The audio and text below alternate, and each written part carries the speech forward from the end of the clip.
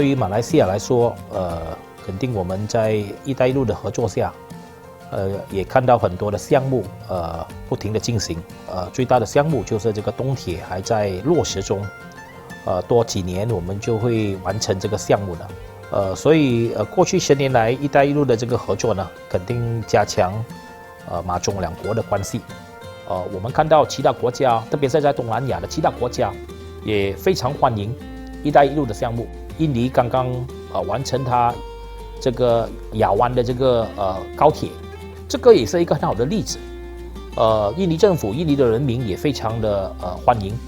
这个项目。对马来西亚来说，我们希望就是通过“一带一路”呢，跟中国的这个友好的关系能够长久，能够有更多的发展，